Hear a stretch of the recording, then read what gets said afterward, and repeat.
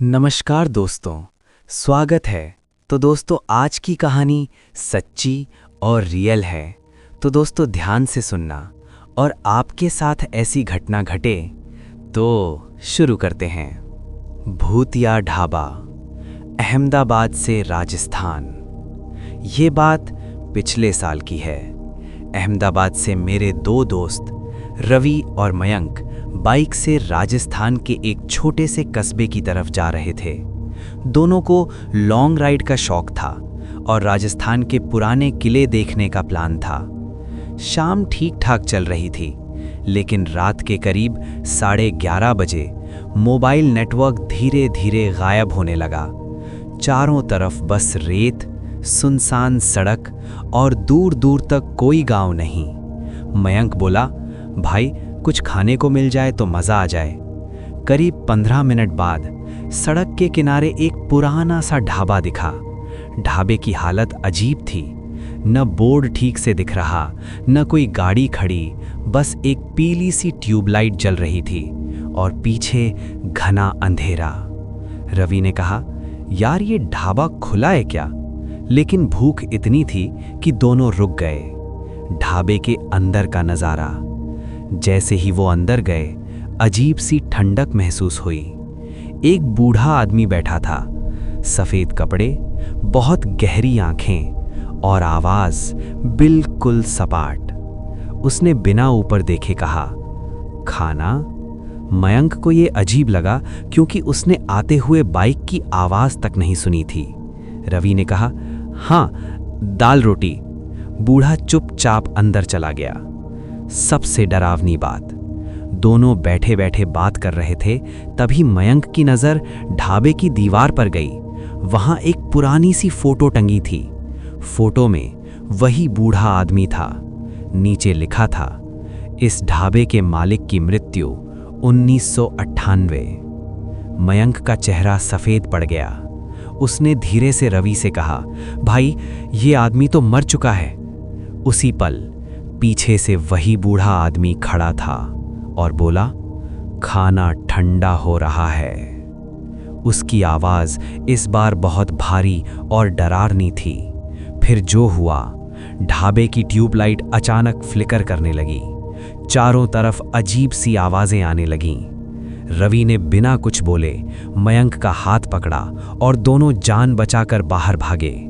जैसे ही bike start की, पीछे देखा तो ढाबा गायब था, सड़क खाली, वहां सिर्फ रेत और अंधेरा।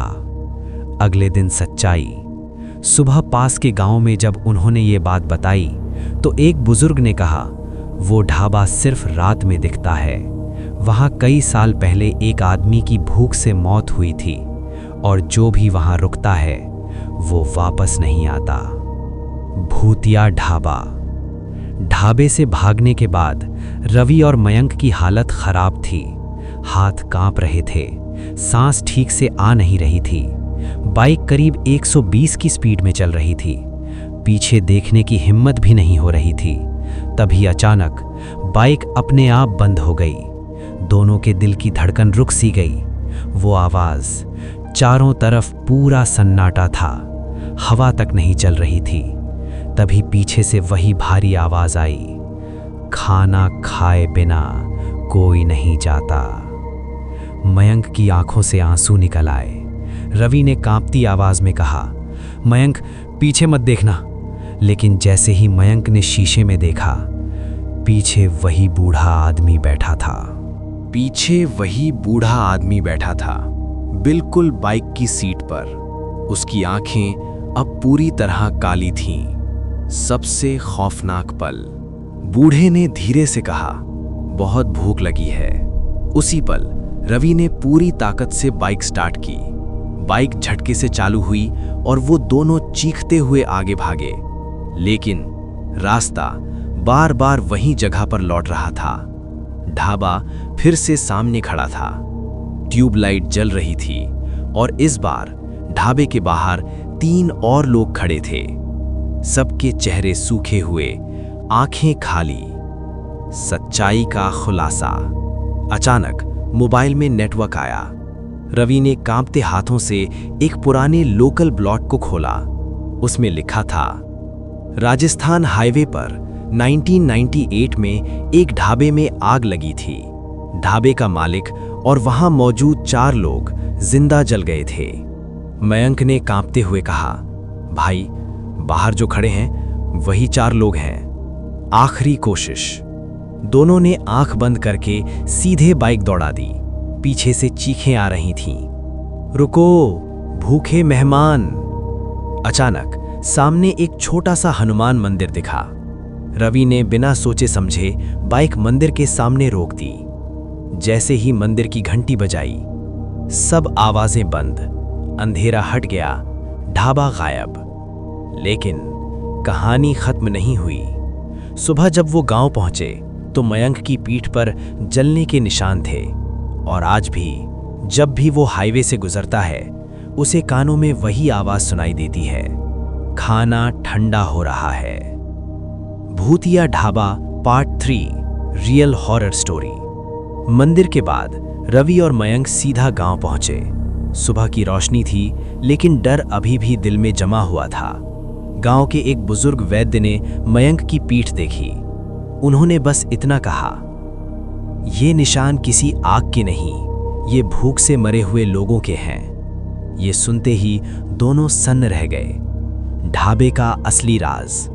बुजुर्ग ने बताया, करीब 25-30 साल पहले उस जगह पर एक ढाबा था। ढाबे का मालिक रात रात भर सफर करने वाले लोगों को खाना खिलाता था।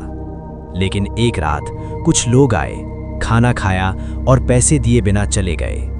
उसी रात ढाबे में भयानक हादसा हुआ। कहा जाता है वो लोग भूखे मरे और उनकी आत्माएं आज भी उन यात्रियों को ढूंढती हैं जो रात में भूखे सफर करते हैं। सबसे खौफनाक बात, बुजुर्ग ने धीरे से पूछा, तुम दोनों ने खाना ऑर्डर किया था लेकिन खाया नहीं, है ना? रवि और मयंक एक दूसरे को देखने लगे। बुजुर्ग ने कहा, इसीलिए आत्मा तुम्हारे साथ आई। उसे लगा तुम भी उसे अधूरा छोड़कर भाग गए। वापसी का रास्ता। 2 दिन बाद दोनों अहमदाबाद लौट रहे थे, इस बार दिन में। लेकिन जैसे ही वो उसी हाईवे के पास पहुंचे, मयंक के फोन में अचानक एक पुरानी सी फोटो आई। वही ढाबा, वही बूढ़ा आदमी, और नीचे लिखा था, भूखे मेहमान लौट कर आते हैं। अगले ही पल फोन अपने आप बंद। आज की हालत। आज भी मयंक रात में खाना छोड़ नहीं पाता।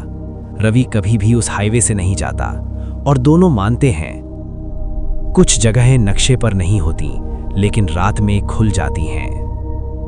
वार्निंग: अगर राजस्थान के किसी सुनसान हाईवे पर रात में अकेला ढाबा दिखे, जहां कोई गाड़ी ना हो, जहां रोशनी पीली हो और मालिक जरूरत से ज्यादा शांत हो, तो रुको मत, देखो मत, सीधे निकल जाओ, क्योंकि हर मेहमान जिंदा वापस नहीं जाता।